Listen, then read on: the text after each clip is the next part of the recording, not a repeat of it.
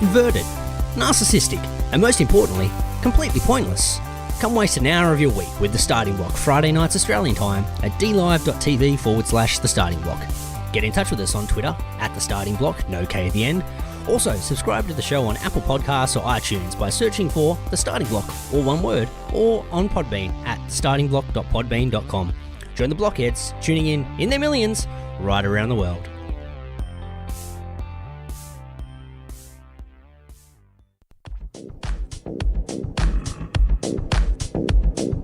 You're listening to The Starting Block on TAVshow.com.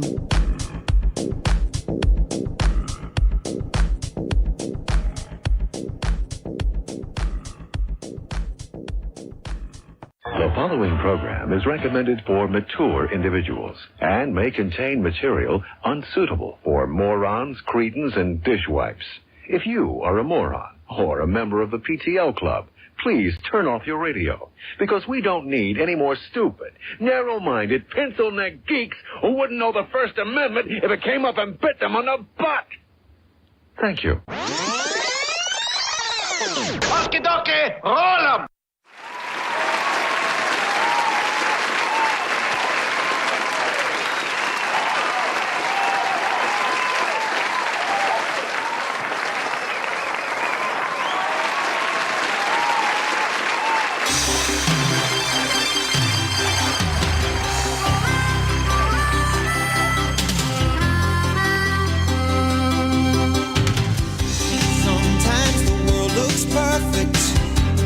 Nothing to rearrange.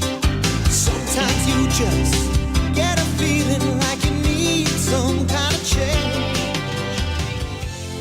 Hey, welcome to the Starting Block for another week. Big show as always. We got music words of the week, we got story times, we got OIMs, we've got Uni Day updates, we've got Statmans, all that and much, much more here on the block.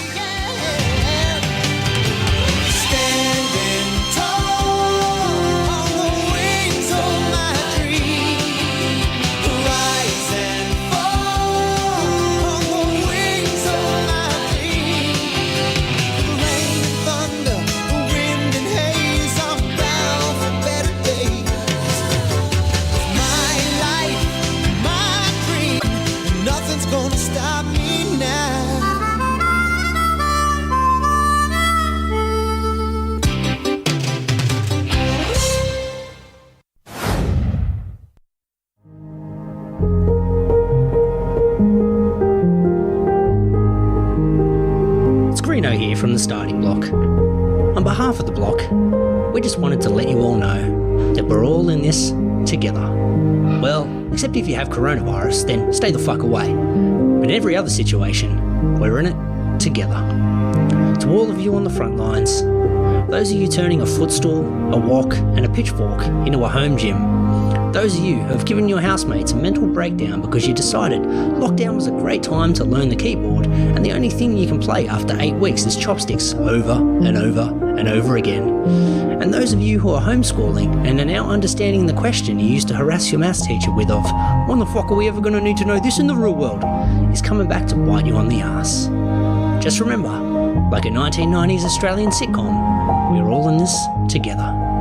The days may be long, but in times like this, you can rest assured we will be here to waste an hour of your week, Friday nights Australian time, at dlive.tv/The Starting Block. So take care, social distance, whack on a mask, and subscribe to our show on iTunes. It may not cure coronavirus, but it sure will help us with our rankings. And isn't that really the most important thing right now?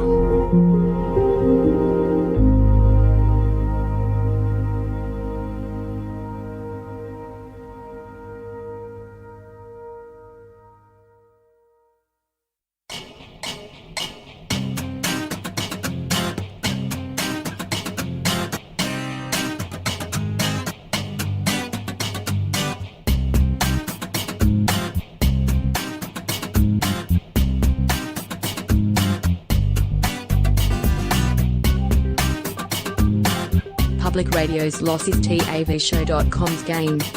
You're listening to The Starting Block.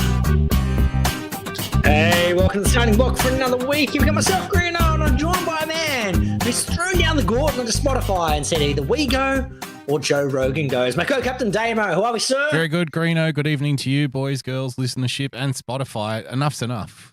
You know, we can't have you out there supporting these misinformation merchants, Greeno. No, we don't misinformation. No, we need to nip that in the bud ASAP. And until such time as they meet our demands, we refuse to produce the fantastic content that the billions and millions and trillions around the world download from Spotify every show. Yep. Way more than the singer guy. Way more than Neil Young. 100%. Like we can't walk down the street in Vietnam, mate. Oh, because mate, they're running out of every house, out of every corner. Like people just want to flock us and greet us. They wouldn't even know who Neil Young is. Where were we big the other week? Denmark, I believe it was. Denmark, big in Denmark as well. Yeah, 100%. So in Denmark and Vietnam, fucking we piss on Neil Young. I'll tell you that much. Fuck them right. Yeah, fantastic. But we're still waiting to hear back from management over there at Spotify to say, look, we haven't decided which way. The fact that they haven't responded makes me think they're contemplating. They haven't. They're like, we can't rush this decision. It's Joe or the Block Boys. Yeah, I know, because I mean these guys have got a big future. Like obviously, you know, Joe Rogan, he was popular, you know, 2015, 2016. Yeah, he's not the future though, is he? No. Obviously, the starting block is. Greeno, I just want to give I just want to give a quick shout out on the show to you, showing your broadcasting skills tonight, ladies and gentlemen. Greeno coming directly from a live swamp. Nice, Gary! Out there, because I can hear the toads croaking and the frogs croaking in the background. Or what are they? What's that animal, Greeno, making that noise? That's a cricket. That's a cricket, I believe. Just a cricket, is it? Okay. That's a cricket happening out there. He's a talkative little fellow, isn't he? It's a beautiful, balmy evening down south. Yeah. The cricket noise. Bit humid. Yeah. But that is definitely a cricket just going absolute burko. Yeah. Well, we'll welcome Mr. Cricket to the show tonight. Mate, let's look at it for our listeners. Consider it ambience. Yeah. You know, people download apps that have, you know, waves and have outside camping sounds. We're giving to you for free, and this is live. This isn't no kind of like soundbite shit. This is live from Greeno's backyard. We've got crickets just going burko. Yeah. And I mean, you know, clearly it's a shout out to our, you know, outside cicadas. broadcasting. Sorry, not crickets. They're cicadas. Oh, really? It's a cicada. Yeah. What's the difference? Cicadas. With a cicada? Different insect, I believe. Really? But yeah, is he in the chat? Get him to look it up because I don't have time to do it. I'm busy. I'm doing a show. Okay. Well, I'd like to report that I'm also on location tonight. I'm actually broadcasting from the bottom of the Pacific Ocean, Greeno. Beautiful. So just a bit of ambience there for you. My cicadas and your whale mating sounds between us, we fixed it. We Spotify fixed it. Yeah. Spotify is Joe Rogan given background cicadas and whale mating sounds. I guarantee he's not. Only if that aids in censoring his misinformation. Did you see the Surgeon General? Did you see like these, like just hundreds of, I guess you would call them experts, Greeno, science experts or medical experts, and they're just all kind of coming out and they're signing petitions to say that Joe Rogan should be kicked off Spotify. And I did see that. It does make me wonder, like, how willing would people be in a relationship with their family GP, for example, right? Mm-hmm. How willing would you be if the family GP just started stepping into your family matters and, you know, making decisions about the rest of your life? So instead of the relationship being you go to the doctor, he tells you what he thinks you should do, and then you go, oh, we'll stick that up your ass because I'm going to go get drunk today.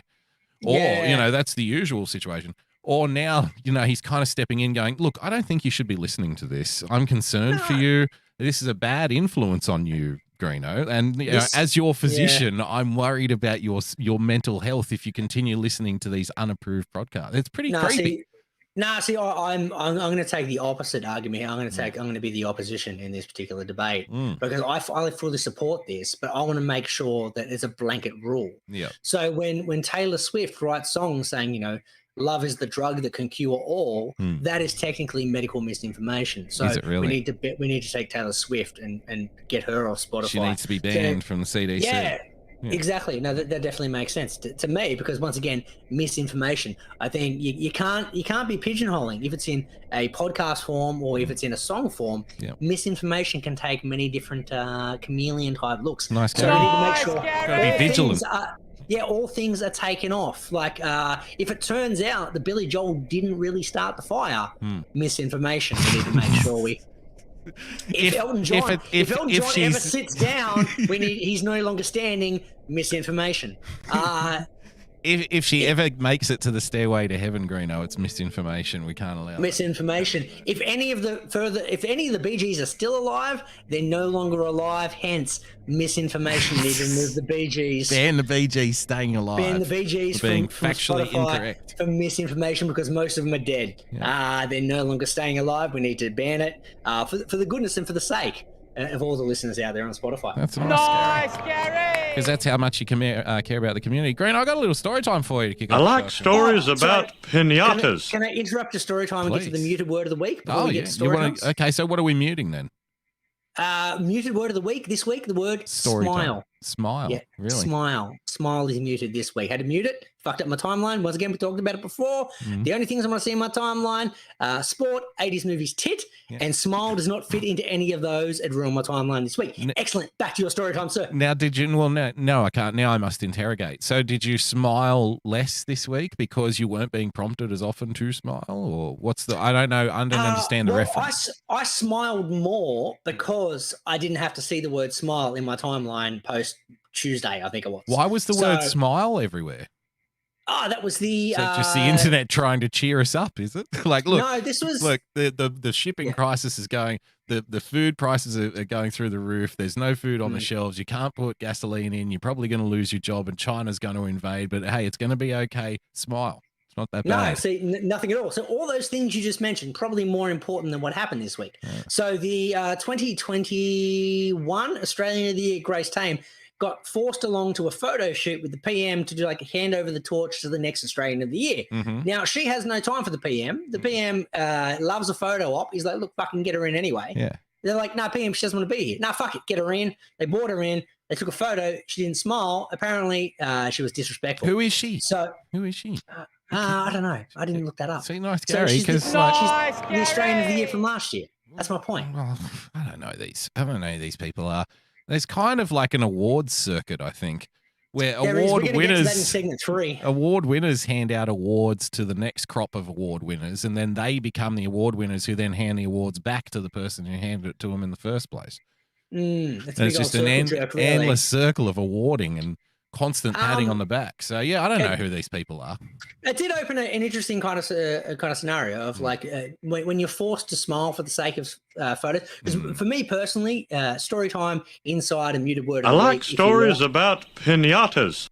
I don't like taking fake photos, right? So the only photos that I like to take is when people aren't paying attention, and not in a creepy way.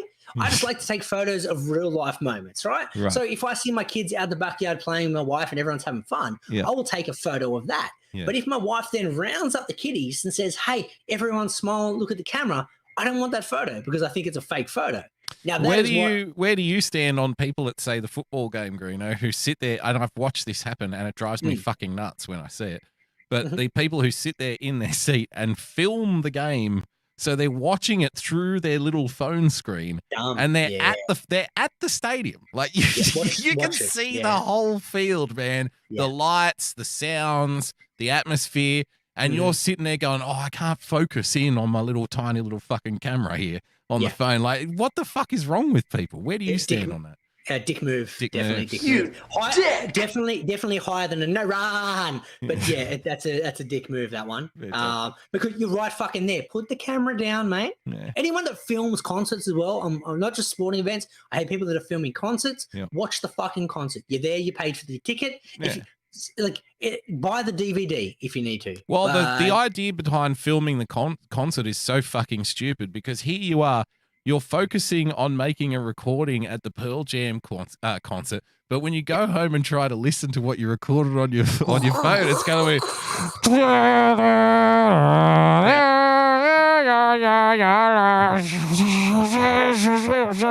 And it's like you spend $150 to record that.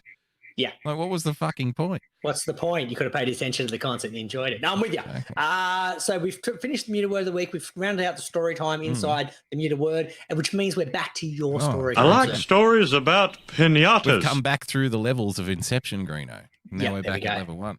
So lately, let me tell you something. You recently on the show, you've been talking about, we've been talking about garbage bins a lot on the show, Greeno. A lot of bin content on this show. B did the stat in the big super show from a couple of weeks ago, 25 minutes of bin content in that one episode, and we still didn't get to the original point of the story. No, let's not make that mistake again, though, incidentally. No. We are 15 minutes into the show already.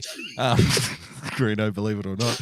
So with all of this talk about, bin etiquette, when do you put stuff in the bin? I don't mean to interrupt, sir, but Please. I like stories about pinatas. Well, now. When the Spotify people are reviewing the forms and they're looking at it and they've listened to the first 15, surely it's a no-brainer, right? Right, of course.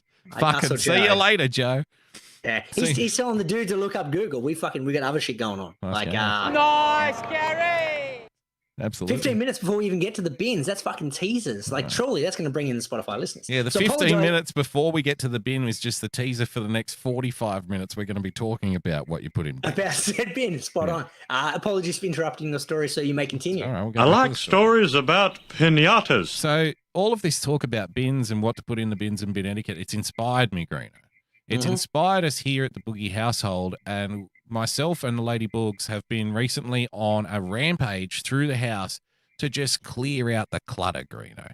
And I mean, I've seen some of this on Twitter. I like it. Yes. There have been some savage cuts made in the household when it comes to the accumulation of stuff. Sometimes you're sad to see it go. Sometimes you're happy to see it go. Like, oh, thank fuck God that's out of the house. I've been trying to get rid of that for years and years and years. And you have the whole spectrum in between, Greeno. So we spent all of Australia Day basically going through cupboards and throwing stuff out. And now, may I ask a question? Please. Now, I've been to your place recently, and that thing was fucking spotless, right? There was not much. There was not much around at all. No. I walked in the living room; it was bare bones. It's very minimalist around. It was everything what everyone needs. You got your TV, you got your couch, you got a nice little sofa for Lady Boogs. Yeah. I think there was a little puppy thing in the corner. Yeah. I looked in your main room. You had your pool table. I looked in the other room. You had your dining table. Yeah. I looked in your studio. You had your studio gear. Functional. I'm like, there's no the garbage is all gone. So when I saw you were cleaning out, I'm like, what? Where was the clean out? That's right. Where was this filling it with beautiful things, Greeno, the beauty is the fact that it's not filled up with shit. You see. Yeah. So it's a different approach. So, but where was this clean out stuff stored? This is all garage, I'm assuming. No, the garage is pretty good too. There's like a set storage compartment in the garage, like a cage that you would get if you lived in an apartment building. You know, you get a cage downstairs in the garage. So we got one of those set up. No, this was stuff out of, the studio and the office, out of those two rooms, out of the wardrobe in those two rooms. I didn't think about the wardrobe. See, once again, behind closed doors, no one notices. That's fucking right. nice, Gary. That's well done. right. Now, some of this shit has been tucked away, I'm telling you, since the day we fucking moved in here. Yeah. And so that's getting on, 15 years ago or something now? Something like that. It's been a while. Yeah, thereabouts. Yeah. So some of this stuff is ancient history. Now, of course, you come across the things that bring back great memories. And, even though we're being savage, I did save like a bunch of my music CDs. And, Lady Boogs is like, what are you fucking saving this shit for? It's all digital now. Who gives a fuck? And I'm like, yeah, but this shit's like a memory. Like, I can pick up any CD in this rack and I can tell you how old I was when I bought it, the first time I listened to it, where I bought it from, you know what I mean? And it just takes you right back. You can't do that shit with fucking MP3s that you download. Not at all. No, it's not the same. So there's stuff like that. Then there's stuff that like it's a bag of things that you didn't even know you had. Like I found a set of forks, Greeno, forks in a box. And I'm like, I don't know where the forks came from or why we have forks in a box. Clearly we're not using them. Clearly they're not for cake or anything because they've been in this fucking cupboard for the last 15 years. And then I came across, Greeno, what I think you'll find is the 3-leaf clover of discoveries. Okay. The 3-leaf clover. Or maybe the hornless unicorn, Greeno. You see what I'm saying here? The fool's gold of the mining community, Greeno. I came across an item that I think deep down is probably, even though people probably don't want to admit it, I think this is in every single wardrobe in the country, Greeno. I came across the electric foot spa. Nice, Gary! The foot spa in the box that's never been used. Now, the box was probably 10 to 15 years old before Yeah. we got it. I'm thinking, I don't know. I can't place it. Like the rest of my crap that I own, I can tell you like where it's from, where I got it from, the point of it and everything. This thing is just here. It's like it was an entity that existed in the house before we moved in, and we can't get rid of it. Now, here's the kicker to this story, Greeno, and then I'll let you jump in here. We have organized a council pickup. Okay. And the council pickup was today, and there was a lot of shit that was out the front. There was the occasional straggler coming through. Now, I've got good news to report, believe it or not, through a miracle of science or faith or, some kind of, being an empath, Greeno.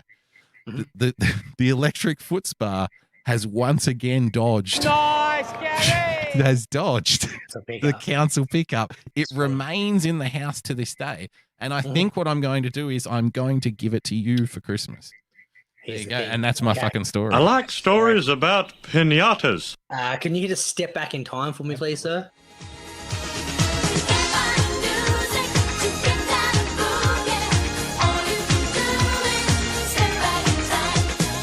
So about 18 months ago, we had this exact fucking conversation on this show. That's why I'm bringing it up again, because here's the fucking foot spa again.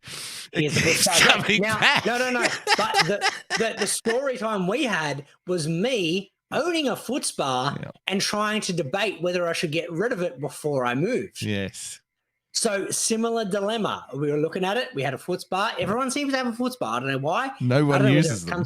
I don't know whether it comes with a house. Have you ever gone to someone's house and they've said, "Look, just a minute. I'm just using the foot spa. I'll be with you in a minute." Never in once. my life. Now, I owned a foot spa for the better part of like 12 years, if not more, right? It's been in my house forever. I remember purchasing it. I used it when I used to play OzTag on a Monday night, and my feet were killing me, right? Yep. So I'm like, look, I'll get home from the game. I'll take my footy boots off. I'll whack my feet in the foot spa. I'll smash down some dinner and a beer. I'll go to bed. My feet will be all good the next day. Now, it did the job. It was all good. Then I stopped playing footy, and suddenly the foot spa took its rightful place where it does in every other home, in the back end of the cupboard. Yep. So similar situation with us. We were clearing out the house kind of last year before we moved, and it was like, look, there's the foot spa. Where's the foot spa? And what are we going to do? Like, have you used the foot spa? I'm talking to the wife. I'm like, have you used it? She's like, I haven't fucking used it ever. No other item brings up this much debate when you're moving. And for the sake of this fucking foot spa, you could probably buy one for $50 if you really wanted one. If that, $20 secondhand. But we hang on to these dinosaur devices that are like 30 years old. We carry them around with us for the rest of our life until we die, and it gets left in the house for the next person who moves in and then starts taking the foot spa themselves. It's like the ring, generations of generations. It's like the ring of Sauron. Exactly. It has the foot spa has to be thrown into the bubbling hot springs of Hawaii in order to destroy it. Otherwise, it'll keep reappearing in your fucking cupboard. Correct, because in answer to your question, you don't need to give me a foot spa because I still have mine. There you go. Nice, Gary! It made the trip from my old house to my new house. And have I touched it since I moved in this house 18 months ago? No, not once, sir. But it's there. It needs to be there, and it's going to be with me till the day I'm going to be buried. Actually, no, I need to make sure you're right. Buried with your feet in the foot spa. Yeah. No, because then it means I'm using it. I need to pass it on to my children. They need to carry the burden after you're gone. The burden of the foot spa that I swear to God I can't remember purchasing, but I own one. Good story. I like it. Well done. I like stories about pinatas. You're going to love this too. After we moved like all of the junk to the front of the house, like out to the curb, Greeno. And, my wife walks past and she sees the foot spa box sitting there in the lounge room. She's like, I can't believe that fucking foot spa survived again. Nice, Gary! Fucking nice, Gary, to the foot spa. Nice, Gary. We are the official foot spa program on Spotify. That's it. If the people at Spotify are listening, we want you to take that into consideration when you're reviewing the paperwork. Yeah. We can bring in the foot spa sponsorship. We'll bring the foot spa and the hoot spa, Greeno. Nice, Gary!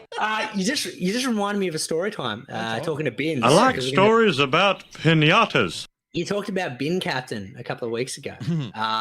This week, I decided to be bin captain of my street just because I flat out didn't know which bin it was going to be. Really? And I wanted to see if I could influence the street. Nice, Gary. So a little bit of social experimentation on your street now, because that's the role, that's the responsibility of the bin captain. If you were unaware of the topic, the bin captain of the street bin captain is the person who puts their bins out first, because they dictate to everyone else what night it is for the particular bins to be collected. Because one night, one week it's this bin, the next week it's the other bin. So it's up to you. You got to be on schedule. Because other people follow your lead. And I accidentally became bin captain one morning without trying to be, realized I was bin captain, and then realized that I had the wrong bins out on the street, and about half of the street was copying me. So you've now taken it up and like, how can I fuck with these people? I'll be bin captain and start throwing them off the scent. Okay. Yeah. Fantastic. Because I flat out did not know. And normally my gauge is which bin of the two is more full. Right. But the problem is I wasn't drinking much over the last couple of weeks. So my garbage and my recycling were equal. So that didn't give me the answer to my question. Right. I'm like, well, hang on. If they're equal, which one is it? So I hedged my bets. And I'm like, well, hang on. Theoretically, if I've drunk less, surely the recycle bin would normally be fuller than it should be. So that would normally be the fuller bin, which means we're onto the recycling for this particular week. I like that you're trying to work the problem, though. You're not just kind of guessing. Like a lot of people in that position, Greeno, would go eeny, meeny, miny, mo. But you're like, no, let's think through this logically. Let's be forensic about this. Spot on. And my other theory was, if I'm going to be bin captain, because Australia Day was coming up the week post, theoretically, worst case scenario, people need their beer bin cleared out before Australia Day. Yes. Nice, Gary. Good call. If I put the garbage bin out and it turned out it was the beer bin, and people then didn't have enough space in their beer bin for Australia Day, they would have been pissed. There are people who are going to be listening to this later having conniption fits that you have. They're going to be like, oh my fucking God, the Australians have a beer bin.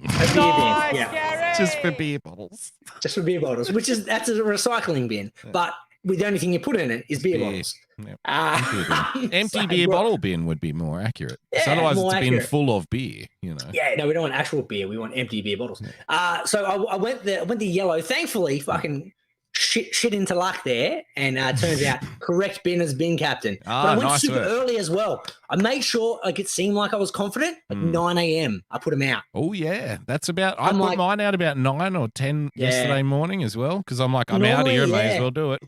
Might as well do it. Normally it's like late Arvo, our street. It's like 3-ish. Bin captain starts the run, and everyone follows. But I'm like, if I put it out 9, they're gonna go, this dude's fucking confident. And now, and this will also inadvertently, or maybe this is your aim all along, Greeno, this will also create a turf war between yourself and the former bin captain, because you haven't just kind of accidentally underclipped him by like 10 minutes or something. No, you've made a statement. You've gone out there and proudly wheeled your bin out at 9 a.m. And it's like, I'm going to undercut this cocksucker by 6 fucking hours. Say hello to your new fucking bin captain. You have conquered him, and you're now like sticking his head on a pike on your front lawn, metaphorically. Fantastic stuff. Correct. Yeah. Good story time. Very good story time. I like stories. Fuck it. Let's do a break. Do you like your novelty comedy songs organic? Handmade with painstaking care, put into every note? Well, look no further than Irrational Times. Using only the finest instruments to create an experience that your ears will thank you for later, Irrational Times attempts to elevate the whimsy to a desirable level. New songs and sketches every week, so check it out.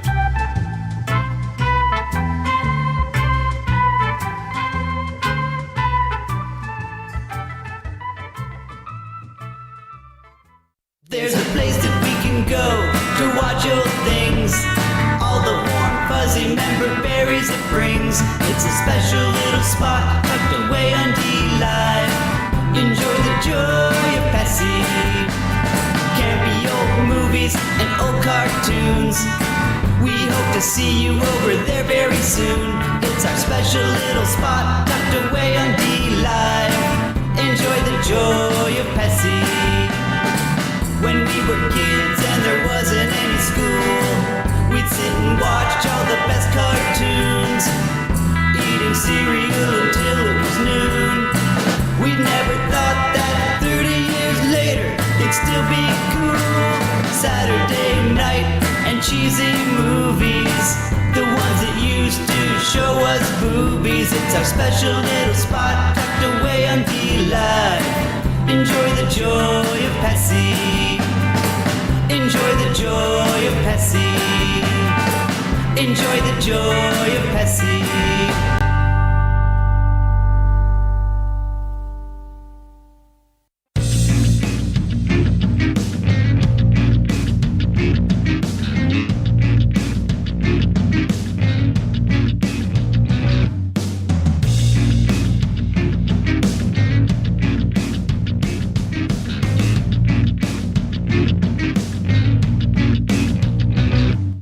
Now with less than 3% sport content.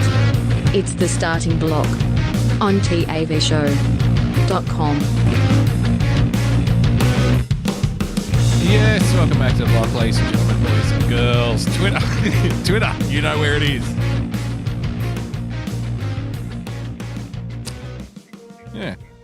Want to mention us on Twitter or just the fact that Twitter you know where it is? Twitter.com, you know where it is. Twitter in general, you know where it is? Yeah. Very good, sir. I'm working on my new subtle plugs for the show, Greeno. Very subtle. Yeah. So subtle, I didn't even know you did a plug there. Follow us on Twitter. Follow us on Twitter. You know it. It's the app, the big one. Yeah. We're on there. Maybe that's the thing. You didn't even say follow us. You're just like, yeah, Twitter. You know it. Good. Yeah, you play Twitter. Well done. Twitter, you know where it is. Catch you around there. Welcome back to the show. That's it. It's still story time. Let's get back to it. Stories. I like stories about pinatas. We talk about Greeno's ongoing like 2021 was apparently a bad year for everyone. 2020 was fucking bad as well. Yep. 2022, I thought it was going to be a good year. I'm like, look. 2019 was surprisingly pleasant. Yeah. 2019 was fine. Yeah. Everything do you else reckon 2019 was good, or does it just look good in comparison to the last couple of shit shows, Greeno? Comparative. Yeah, everything's comparative. But I thought 2022, it's a new year, going to be excited. It's going to be a good year. And it got off to an absolute shit start with one Greeno. Broke my finger day one, passed out from exhaustion day one. Yep. Then what else happened? I had wife go into lockdown because of COVID. Then had my son's daycare go into COVID lockdown as well. Yep. Big old spread. Then trying to work with COVID son at home. What else happened? I had the transmission blow up. Yep. I had the daughter at home, not happy. Not a good first 4 weeks, but I'm like, look, hey, this week though, on the way back, it's got to turn, mate. It's got to turn. This you're due, mate. Week. You're due. I'm due, and I tell you what gets things off to a nice fresh start for the week. What's that? Getting a nice freshly mowed lawn, sir. Yeah, nice, I thought, Gary. look, Nice, Gary. people are going to be on to other people's house for Australia Day. I want to make sure my lawn is looking schmick. I'm going to get out there Tuesday over. I'm going to mow the lawn. I'm going to make it look awesome. The street bin captain's got to set a fine example for his peasants, Greeno. Fucking very good point. You got to make sure if you're going to be bin captain, your lawn better look good. Got to be presentable.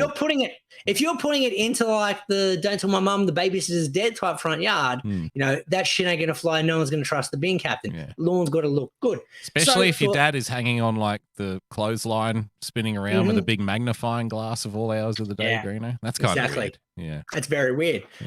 So Tuesday after work, thought gonna get out there, get it done. Now a whippersnapper got that bad boy sorted. Now get to the start of the mowing, and thought I'm gonna start on top. Now I've got a bit of a tiered lawn. Yep. It starts off high and it goes down like downhill, pretty steep. A bit of a downhill, it's like. I'm going to say it's probably it's 15, 18 degrees or something like that. 45 degrees is the angle. 45 degrees. Nice, yeah, it's a 45-degree angle of my front lawn after you get off the flat bit. See, I would mow it to counter the slope. I would mow it sideways, Greeno.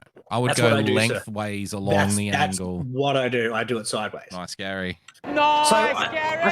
I start, because of the angle in the front yard, I start on the front yard first, right? And I do the angled part because it's the hardest bit.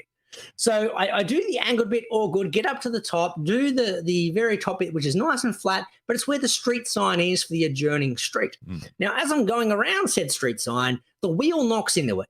and I see a little bit of plastic pop off. Oh no! And I realise that look, I've just the little bit of a lid, the cap of the wheel has just flicked on over. We're all good. Put the cap on, Greeno, you silly bastard. You've knocked the cap off. Put the cap back on. Good to go. Sorry, I don't want to interrupt. I like stories about pinatas. I feel like sometimes you miss little opportunities. Have you considered writing a letter to the council and saying that they owe you a new lawnmower because of where they place their street sign? Because they might pay you.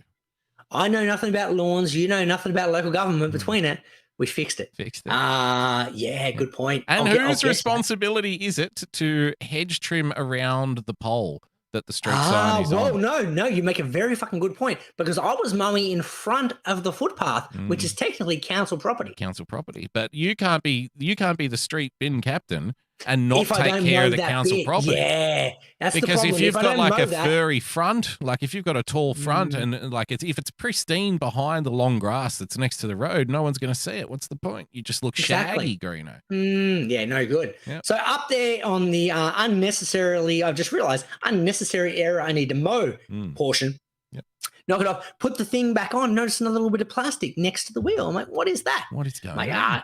Can't be anything too important. Yeah. Move the mower forward. The whole wheel has snapped and fallen off. Nice, Gary! So now I'm in this interesting predicament. Firstly, I'm now out of fucking another ton of money because I'm now going to buy a new lawnmower. How much are lawnmowers these days? You can probably get some cheap Chinese fucking thing for, at Bunnings or something. Use it twice and fuck it off. Get a new one. We'll get to that point. So then I've got another kind of like devil's advocate thing. I've got, the good angel and the bad angel on either shoulder going, fuck it. Like your lawnmower's broken, sit down and have a beer. And the other one was go, hey, you're bin captain and it's Australia Day tomorrow. Yeah. And you've literally got a quarter of your lawn done. Oh, You look like a dickhead if anyone drives past tomorrow. It's a very good point, because it's like shaving your head. If you get interrupted halfway through shaving your head, you better not go outside, Greeno, until it's done. You've got to get the job done. Yeah. And the lawn is the haircut of the house. Correct, sir. Correct. So here's a predicament. So then suddenly my story time from like 4 weeks ago, when my wife decided to make friends with the neighbors, came in handy. Because if you recall that story, your lawnmower. Spot on. Borrow your lawnmower. Isn't it a little bit fresh in the neighbor relationships? Because if you've only been talking for a month, I would have thought at least 6 months of conversations over the back fence before you jump to mower. You need to start on something like sugar or cracked pepper or cake mix, Greeno. Cake mix is a good one. Have you got any batteries for my torch? Do you have any cake mix and sugar? Like, what's in your pantry? Then you can graduate to whippersnipper or hedge trimmer. And then and only then, once you've progressed through the levels, then you can go to lawnmower. Nice, Gary! You forget my story time from 4 weeks ago, sir, where the wife agreed to feed the pet while they were away. Right. And what is the pet? In Bengalese tiger. No, it was a couple of fish. They feed themselves anyway, don't they? Yeah, you think so. Yeah. So throw a loaf of bread in there, they'll be fine. They'll figure it out. You think so? Yeah. So my theory was, hang on, if the wife's been feeding the fish for 2 weeks, I'm now entitled to ask for a lawnmower borrow for the purposes now. How much fish feeding do you think it warrants? Like, how long will it take you to mow your lawn? Would it be half an hour? My lawn is 400 square meters. It takes me an hour and a half. Hour and a half. See, I don't know if feeding a fish for 2 weeks, I don't know if that equals an hour and a half mower time. If we're talking pure value for value exchange here. I think you're in debt to this guy. I think you're going to need to feed his fish for another 4 or 5 years, Greeno, to pay off the lawnmower borrowage. Yeah. Does it count if I took his bins out and also was collecting mail? I'll give you. Tell you what, I'll give you another 15 minutes mowing for that, my man, cool. My friend. So we're getting up there. Okay, that's fine. Duck on over. Put my head over the fence there in the backyard. I'm like, hey, look, mate. My mower literally just shut itself. Any chance I can borrow your mower for an hour? And he's like, yeah, no worries. So he brings it out. Oh God, I was kind of hoping that he would say no. Go fuck yourself. I was kind of hoping it too, because I can sit down and have a beer and can deal with a half-shaved head. That's the way. That's my theory. Half-shaved house. Yeah. So anyway, he brings it over and he's like, look, here's how it works. Goes through all the instructions and explains that his mower is self-propelled. What do you mean? And I don't know if you know what it's self-propelled. Yeah, pretty much. So yeah, you press the lever and it pretty much automatically moves. Now, like I said, I spend an hour and a half to 2 hours mowing my lawn because it's hills, it's up, down. There's a fucking lot of lawn to mow. So what normally takes me an hour and a half, 2 hours, with this dude's mower took me 30 minutes. Wow, nice, Gary. So I'm So sitting what? there. It powers itself up the hills, does it? It powers itself up the hill. So it basically moves for you. And I'm like, this is the easiest thing ever. Really? So I took it back over and I'm like, oh, hey, mate, thanks heaps for that. I left him some beers to say thanks for letting me borrow his mower. And then he's like, oh, how'd you find it? I'm like, mate, I can't go back. He's like, oh, you like the self-propel thing? I'm like, yeah, mate, this is too good. Yep. Turns out he mows lawns for a living. So he's like, well, I had to buy so he's got the good shit, yeah. He's like, I had to buy a very expensive mower because I do 90 lawns a week. I'm like, fair call. Nice, Gary. Well done. Good guy good guy to borrow the mower from as well. So now you definitely aren't fucking even, because if he's giving you some state-of-the-art mower to boot, then you're going to have to feed his fish for the next 3 centuries, I think. Mate, feeding it forever. Yeah. So feeding the fish fucking beef Wellingtons every night that you hand make. So I come in, I have to have a discussion with the wife. I'm like, look, honey, I know we haven't got much money. You decided to strike while the iron was hot. Look, I've just got, you should have brought her out and said, honey, come and look at the lawn for a minute. Have a look at the lawn. Have a look at this. I did. I was like, sell it. You got to sell it, man. I said, how quickly did I just do that lawn? She's like, that was like 30 minutes. I'm like, I just used this guy's mower and it's self-propelled, right? And she's like, how much did it normally take you? I said, 2 hours. I said, you know how we're trying not to spend money? I got to get a new lawnmower. Yeah. I need to now get a self-propelled lawnmower. And she's like, really? What's the price difference? And you're right. So going back to your point, I could have got some cheap Chinese shit that it's a push mower. I can get it for like $100. Yeah. But I thought, look, fuck it. It's Australia Day. I'm going to get myself a Victor. Oh, he's going for the Victor as well. That's like the boonie of mowers, Greeno. The spot on, sir. I'm going an Aussie icon, and I'm going to get a self-propelled one. Self-propelled Victor. Greeno's out. Greeno's looking at a gorilla. Yep. For a fucking mower. But I'm weighing it up. And I'm like, look, theoretically, I'm spending like 2 to 4 hours a month mowing lawns. Well, on the upside, for $1,000 mower, if it doesn't work out, you could probably always put that transmission in your car. Spot on. You know, if it doesn't work for them, you could drive the mower to work if you want. Exactly. So I get to the shop all excited, found my $1,000 mower, and I'm like, look, mate, I want this one. It's ready to go. Give it to me now. Ready to go. I want this done. Now, I decided to do the right thing. I didn't go down to Bunnings because I'm like, fuck Bunnings. They're a big conglomerate. I'm going to go to local business because there's a local hardware store here. I'm going to fucking go there and they're going to fucking take care of me. I rock up, like, I want this particular mower. Like, sir, we don't have any in stock. Oh, I'm like, the bitch. You're just saying goodbye to a fucking 1,000, my man. A fucking gorilla out the door. He ended up finding me a different one. Better. Same price. Was it a Victor? Still a Victor. Yes. Greeno's now a proud owner of a $1,000 fucking mower. There you go. Nice, Gary. Now, can you tell us what this thing is so I can have a quick look at it and bring it up? Let's have a look at this fucking lawnmower. Because you've gone, this is a full Hank Hill moment, Greeno. You know, I like stories about pinatas. It's called, the Victor Mustang self-propelled lawnmower. Mustang. All right. Yeah. Let's have a look at this fucking thing. So pull that bad boy up. That's what I got. Now, here's the reason I was so happy that I went to the local place, right? Firstly, they helped me carry it to the car. They're like, mate, do you want us to put it in the car for you? I'm like, fuck yeah. Well done. Nice Gary to you. They're like, oh, do you want us to put some petty in the tank for it? Yep. Yeah, mate. And they're like, oh, do you want to put some oil in as well? I'm like, yeah, mate, fucking fill it up with oil as well. So not only have I got a tank of petty, I got the oil, I got the mower back in the car.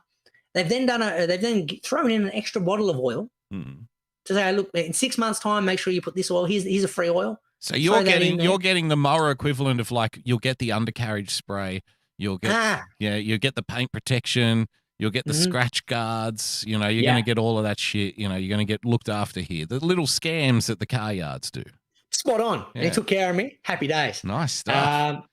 That's fantastic. Now, just before we pull up this video, Greeno, have a look. So this is a guy, Victor Thunder 20. Is that your one? No, you've got a Mustang, don't you? Let's go to the Mustangs here. Yeah. Okay, Victor Mustang self-propelled. Are you showing this on the screen? Because nothing's showing up on the screen. Oh, wait, yeah, not for you. Hang on a sec. There we go. Hang on. All right, there you go. There we go. This looks pretty similar to what I bought, this beauty. The Victor Mustang. Now, before we do this video, though, I just want to play a sorry book for you, Greeno. And sorry seems to be the hardest word. a little storybook from you to me, Greeno, actually, because I'm going to step you back in time for a minute.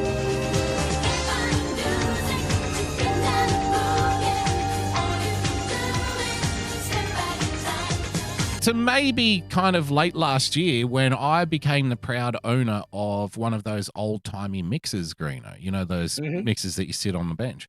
You know, I made some pasta and shit with it, and you said to me, you're pretty strong on this, so I don't think I'm, you know, making anything up here. You said to me that it's not really dough. I haven't really made dough because I'm using a mixer. Now you come to this show raving about this self-propelled mower and what satisfaction you got from doing your lawns quicker. Greeno, I put it to you that if you're not actually pushing the mower, then you aren't actually mowing the fucking lawn, my friend. Nice, Gary! So, and I'm willing to give you the lawn mowing if you'll give, I'm hoping, I'm not trying to start a war on this, but I am hoping that this creates a moment for you to reflect on your previous comments about making the dough with the mixer. And maybe you'll see that maybe there was a little bit of wisdom to it. But if not, that's fine. But you just have to continue being a fraud. Nice, So Here's the thing. those are your options. I still need to push the lawnmower. I still need to remove the catcher. I still have to put the mixer under the fucking beater. I still have to take the beaters off. I've still got to put the ingredients in, Greeno. Nah, but is it really cooking, sir? Is it really mowing if you're not pushing it? You're kind of escorting the mower, aren't you? The mower's doing all the work. You're its chaperone on the lawn. Yeah, I'm just guiding it. So any idiot can chaperone a lawnmower. You can still fuck up a bread recipe if you put the wrong shit in the mixer. When I was at the mower store, I looked, and there's actually, and I'll give you this. Yeah. If I bought this one, you got a fair argument. There was a robotic mower. A robotic that you literally mower. Just put it on the lawn, and it does it for you, and you walk away. You sit and have a beer and watch it mow. You know what I've always wanted? One of those robotic vacuums that flies around the house. It's the mowing equivalent of it. And I came home, I told the wife, and I'm like, look, I saw the robot one. I was tempted until I saw it was $3,000, and I'm like, I can't justify $3,000 on a mower. I'll do the half self-propel. I'll half do it. No, you can't half-ass these things, Greeno. Yeah, but I don't think the robot mower would even get up with the angle. So I was concerned about that. I need to go to Victor. I've wanted one of those robot vacuums for a long time, and then I was very close to getting one because there was one that was same story, mate. $2,000 reduced down to $800 or something. I'm like, at that point you got to get one. 100%. But I decided against it because I remembered I own 2 Ridgebacks, Gruno. Nice. And I thought this fucking thing is just going to be like a ground to them, if there's a little disc that's flying around the floor, on its own, go beep, beep, beep, and beeping and bumping into things. To them, it's just going to be a ground-stricken frisbee. You know what I mean?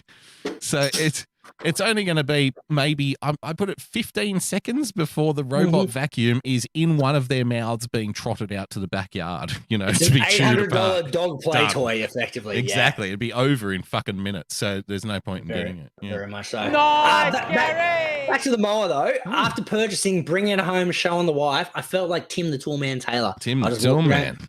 I was walking around grunting this all thing afternoon. Needs more power. 100%. I felt like a real man owning a Victor lawnmower. Okay. Just kind of like Aussie, wolfy, blokey, proud. And then I realized I just fucking spent $1,000 on a lawnmower. Yeah. And kind of bit of buyer's remorse. But fuck it. And again, would a real man sort of watch the lawn get mowed, or would he do it himself? Exactly. No, that's the thing. You gotta do it properly. So there we go. That's my story time. All right, that's a good little story. Now, I like stories about pinatas.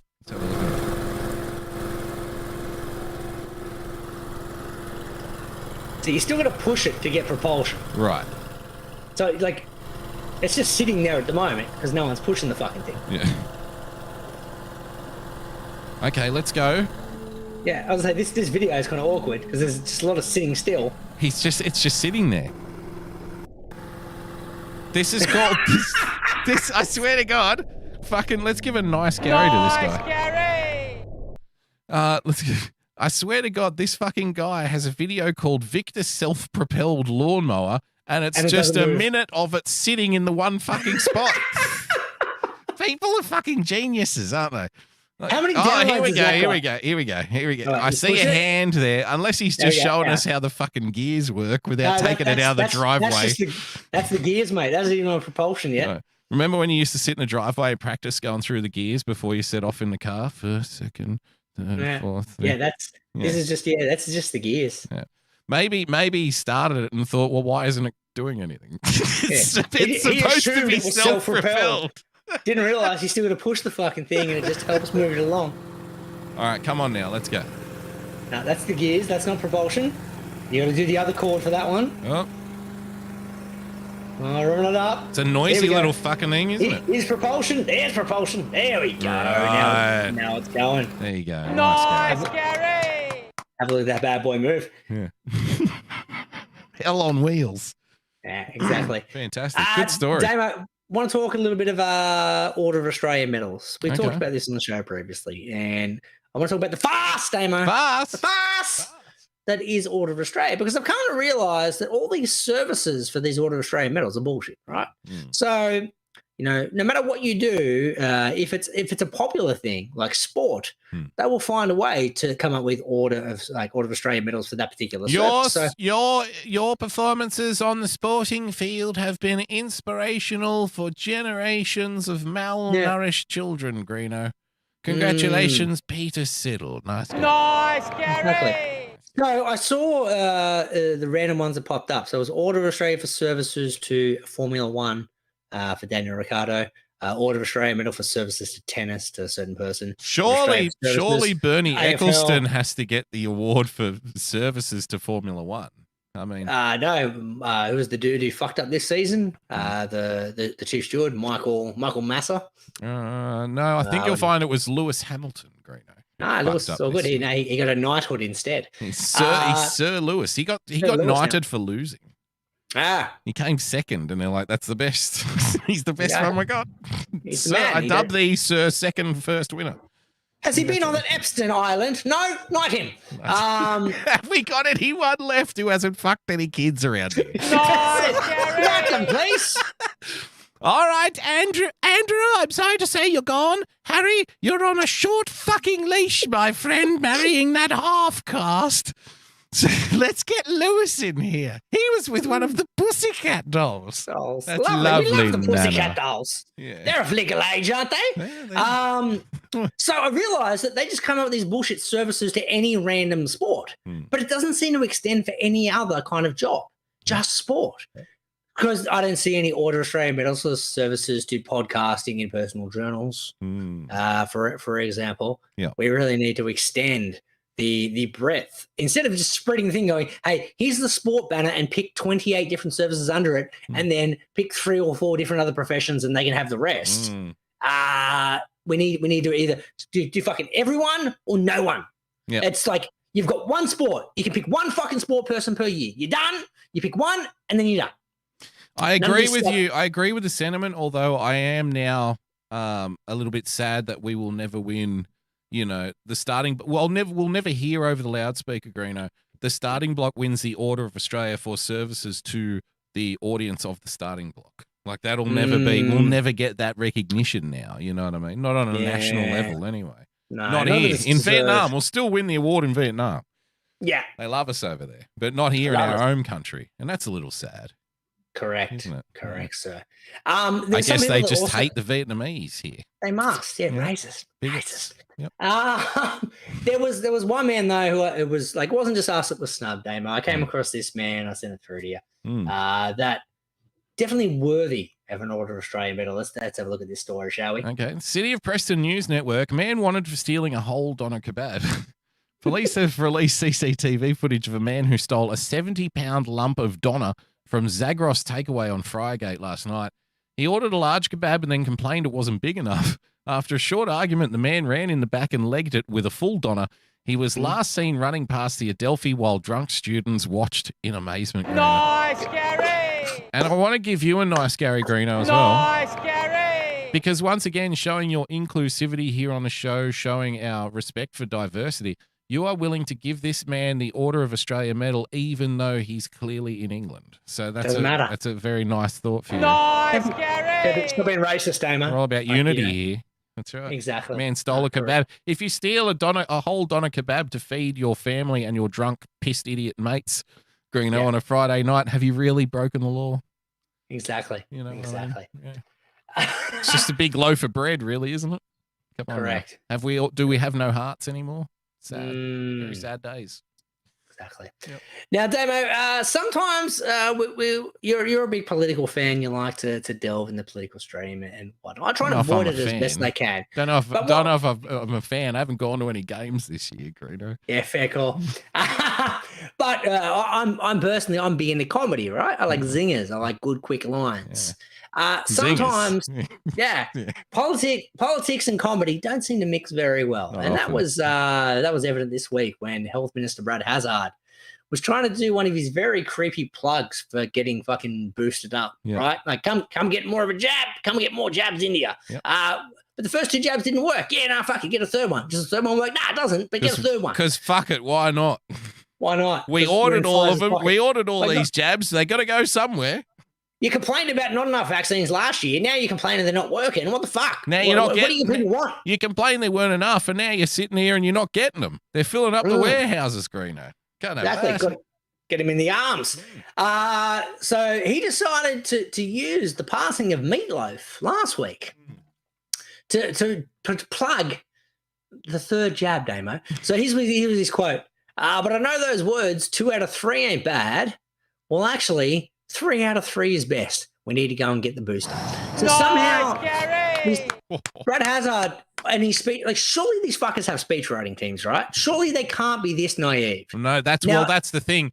That's him, like, going off script. Off script, that's the problem. That's this particularly dull man, Brad Hazzard. That's him being charismatic. That's him being natural. Imagine him at a dinner. This is the guy you don't want to be sitting next to or across from, do you? No. Where you're like, hey, here's a good idea. I'm going to take a dead celebrity, send him to plug for a booster. Yeah. That's fucking, that'd be comedy gold. And everyone will laugh and we'll applaud. We'll have the sycophants in the background who like to giggle and smile and make it look like I've just cranked out a good old zinger. He's one of those guys at the pub, Greeno, if you're drinking, and he'll say a joke of that caliber, which is terrible, and no one really reacts. And he's the kind of guy who nudges you with his elbow, like, and he gives you one of these ones, Greeno, like, hey. Hey. What are you reckon about that, eh? He's also a fucking idiot, isn't he, eh? You know what I mean. Yeah. Hey? Also the same guy who when the joke bombs, waits a couple of hours, comes back, tells the same joke, it's hoping a different to get audience. a different reaction. Yeah. That's Brad Hazzard. Nice, Gary. Nice, Gary. Do you reckon that one was one and done though? Maybe the Meatloaf reference. I don't think he's going to bring that one back. No. I think that was a one-time only. We test some new material. That one bombed. We're going to move on. So the Meatloaf gag is deader than Meatloaf right now. Correct. Okay. Correct. Fantastic. So it's leftovers in the back of the fridge. We're going to leave it. Good to know. Council pickup. Story time, Greeno. I like stories about pinatas. On some annual leave at the moment, Damo, and a lot of people like to create targets for themselves. They like to achieve things during annual leave. Some people just want to go out on holidays, want to party, want to celebrate. Some people want to do odd jobs around the house. Maybe they want to achieve something like, doing the painting, cleaning a certain area of the house. Cupboards, for example. Cleaning out the cupboards, perhaps. Some people just want to spend some downtime. For me, I've decided to use my annual leave with a different target because I like setting realistic targets. I want something that is achievable. Sure. So my target for this particular holiday, no sleeves.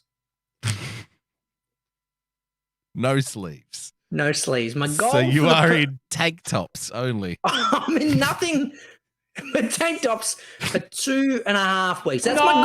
I don't know. I'm trying to set achievable targets here, sir. If I achieve that's a high bar to reach, though. That's like I said, tough. Some people decide to set the bar high. I prefer to set achievable targets.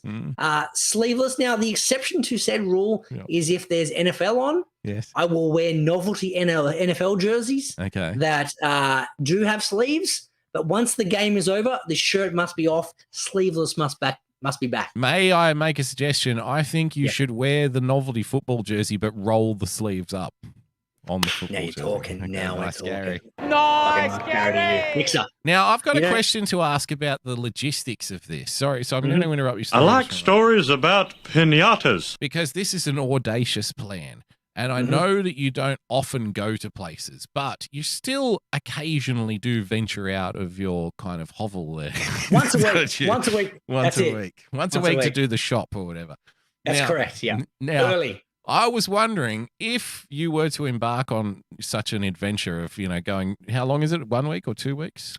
2 weeks? 3 weeks. 3 weeks. I got 3 weeks. So if you're going 3 weeks, it's strictly in tank tops. I would start wondering, okay, now, do I adjust the places I go to, or do I adjust my expectation of the reaction of those around me if I wear a tank top in a place where I ought not be wearing it? So that would be an equation that I'd be doing in my head constantly. Like, okay, so where am I going? The pet food store?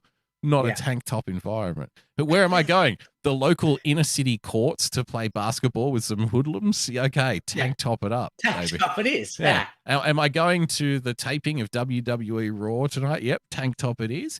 Am I going to a fine restaurant? Well, of course, I can't wear a tank top. Yeah. No, that's the thing. Because the wife wants to go out for some lunches. Now we're talking. This is the problem, you see. So now I'm going to find fine dining that is tank top acceptable. Maybe, sir, we can seat you out on the balcony if you don't mind. Yeah. You're a takeaway, aren't you, sir? No, we're dining in. No, dining in. Takeaway, sir. Yeah. I've got my mask on. I'm double jab, mate. What's the problem? What if you wear a dinner jacket with the tank top underneath? Wait until you walk into the restaurant, and then when you sit down, take the jacket off, put it on the back of the seat, Greeno. Because then you're in there. It's a lot harder. It's a lot easier to stop someone getting into a restaurant than it is to kick them out. I'm thinking Major League One, Ricky Vaughn in fine dining restaurant had the jacket with the sleeves cut off, but wore a tie. Nice, Gary. That'll be you. That'll be me. Now we have to bring up no sleeves. Ricky Vaughn in the restaurant. That's how he rolls. Fantastic. So how have you been? Have you managed to stick to the plan except for the football so far? So far. So what was it? Yesterday I didn't leave the house. Day before I didn't leave the house. Today I did leave the house, but only had to go to a seafood place and the beach. So they were all tank top appropriate places. Right. Here's the thing. I think you also need to match a tie, right? If I'm wearing shoes and a tank top, it seems to tip people off. But if I'm in flip-flops and a tank top, because it's more casual, it's suddenly like, well, this dude's fine because he's got flip-flops on. He understands it's tank top weather. I've got an idea, Greeno. What if you walk around, because you have some gym equipment at home. You've got a lot of gym gear. You've got a personal gym. You're a fit guy. You work out. You got muscle. That's the reason I'm not wearing sleeves, mate, because I've been fucking working out nonstop. Oh, because the guns can't be contained by your cotton threads, cunt, mate. That's with the pythons. That's right. Got to let the pythons free, mate. Got to let them out. Tanned. Exactly. They're not guns. They're cannons, cocksucker. Yeah, so the amount of steroid boosters I've had, mate, I'm fucking COVID safe. I'm all good. COVID safe. The tanks are out. My penis is retracted back into my abdomen, but the guns are out for summertime. The guns are out, yeah. Now, you've got a lot of gym equipment. Here's an idea, and I think this might be like an invisibility cloak for the tank top wearer. What if you just go everywhere with a weight belt on? So just have your tank top, your shorts, wear the socks with the masseurs, Greeno. Yeah. And your weight belt around your waist, because no one will question it. They'll be like, oh, he's just a fit guy. He must be either going to or coming from a gym. Yeah, fair call. I like it. Yeah, cloak and dagger stuff. Yeah, so any particular scenarios. We've got a few options here. We can go the weight belt just to look like pre or post gym, or we can go the Ricky Vaughn like over here before we go to a break. The tux. Of the tux, but the sleeves cut off. Yeah. It seems like I'm liking both. It's the JJ Stoner Spring Collection, the perfect attire for any and every occasion you can think of this season. Like we were in the mosh pit full of sweat and everyone's slapping, hitting, and pulling on you.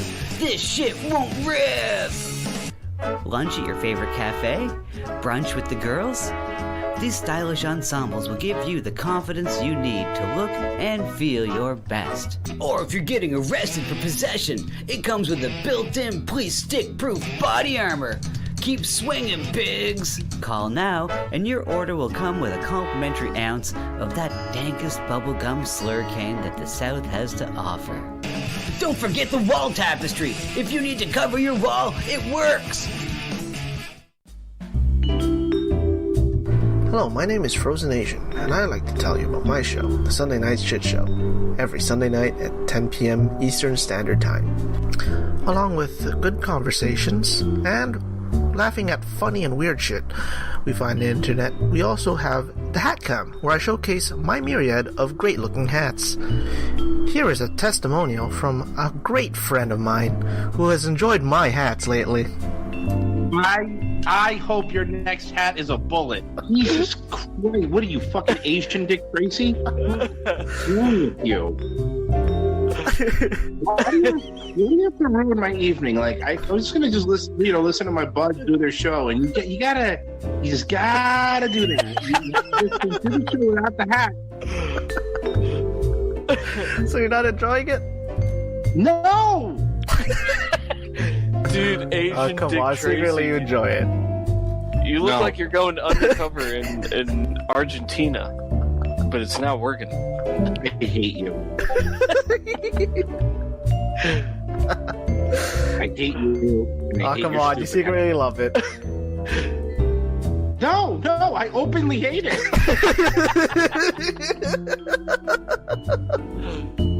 And there you have it. So subscribe to the Sunday Night Shit Show at youtube.com/Sunday Night Shit Show. And hope to see you there on Sunday nights. Bye.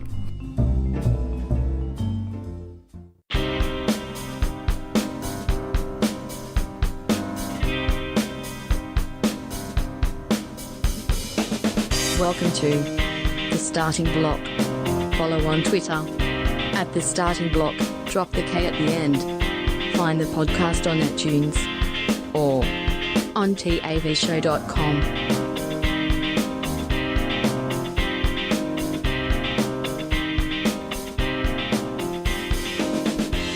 Yes, back on the block, ladies and gentlemen, boys and girls. A couple of NFL statmans for you, Damo. Last weekend, absolutely insane round of NFL playoffs. We were talking about the Bills and the Chiefs last week. Didn't that one was a fucking a tearjerker or a heart starter or a sleeveless vest, Greeno, whichever one you want to look at. Whichever one you want to pick. Unbelievable. Literally the best game of NFL I've ever watched in my life. Actually, incidentally, can I just interrupt this just for a moment, Yeah, Greeno? I want to go back to your story. I like stories about pinatas. Because I just realized it doesn't have to be only tank tops. If it's sleeveless, it can be a basketball jersey or a knitted vest. You've got a lot of options, Greeno. Denim vest, Greeno. Mate, my Penny Hardaway jersey is at the beckoning, ready to go.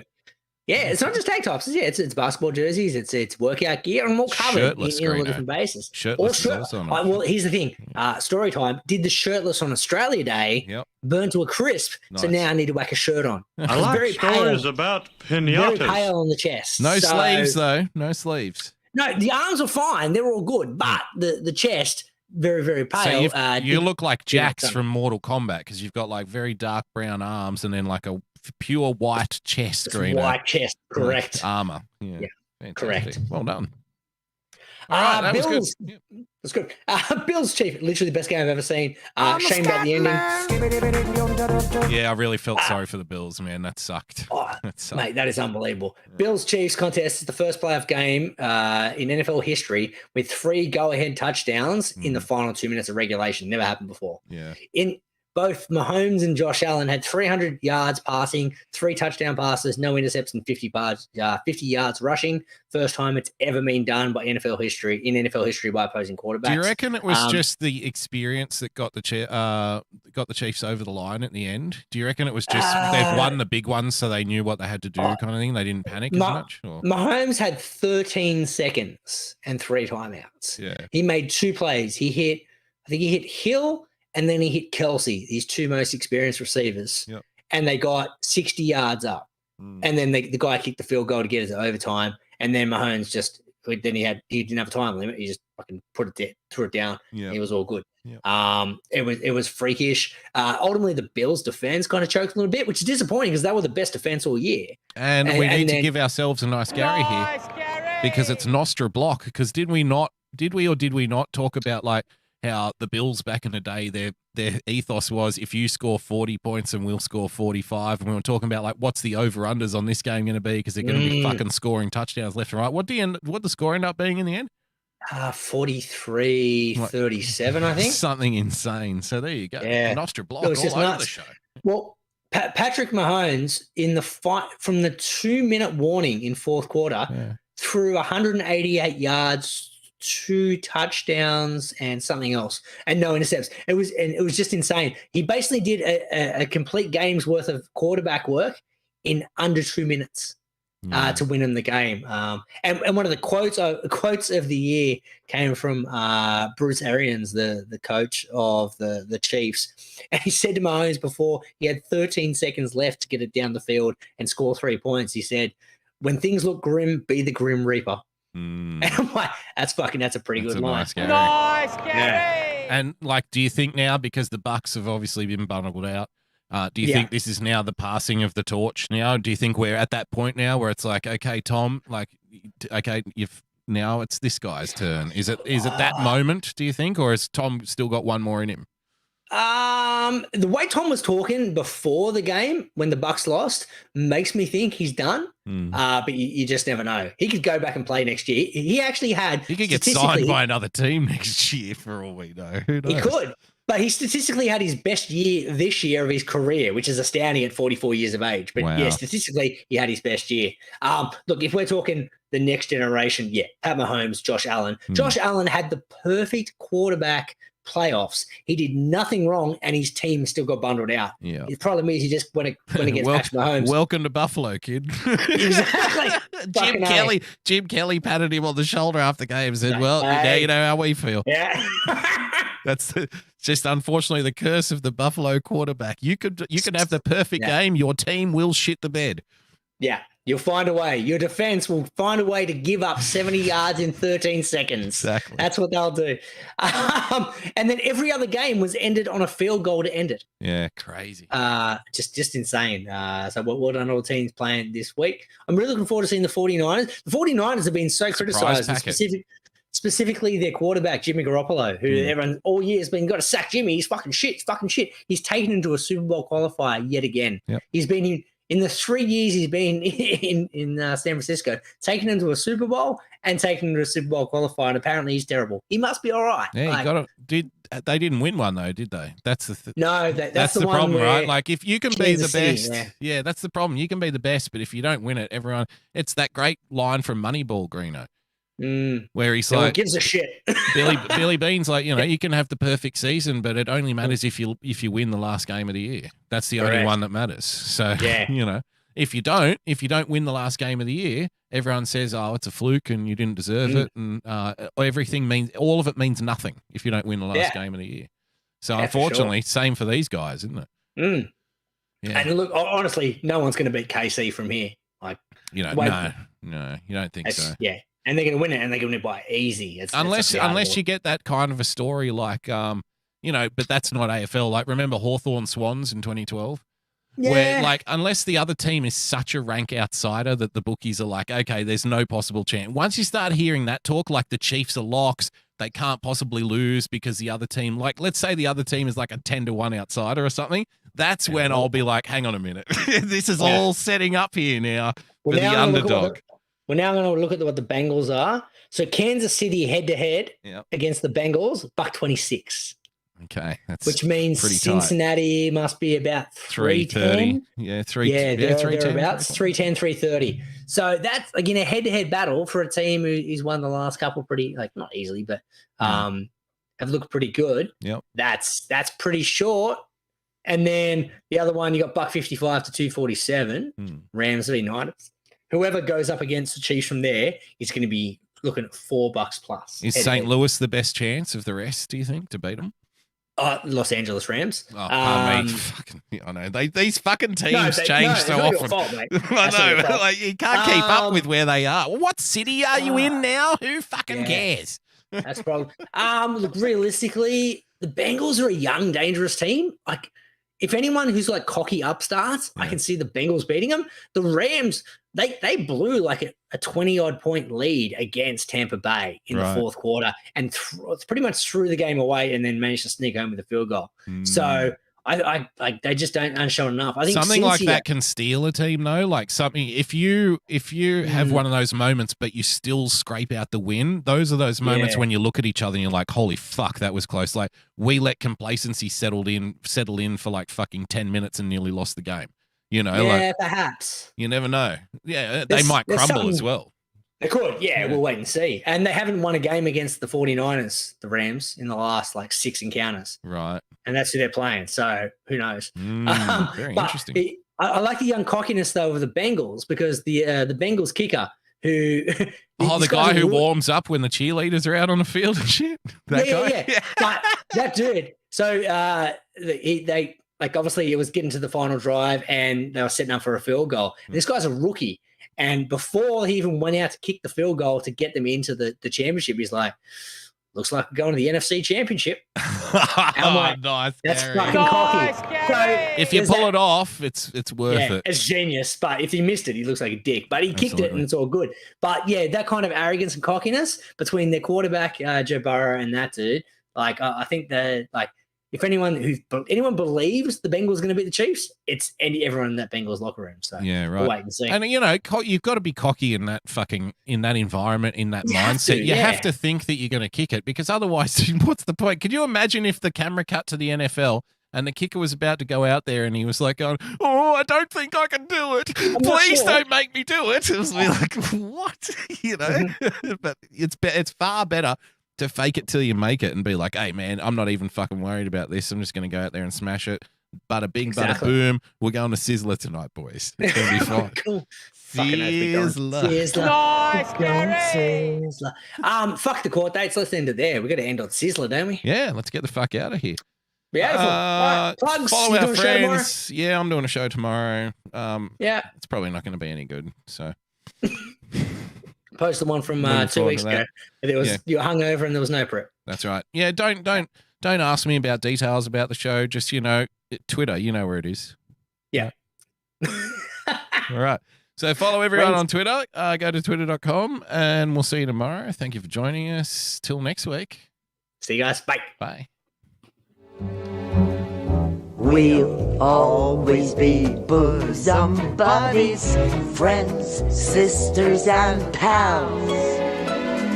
We'll always be bosom buddies. If life should reject you, there's me to protect you. If I say that your tongue is vicious, if I call you uncouth, it's simply that. Who else but a bosom buddy will sit down and tell you the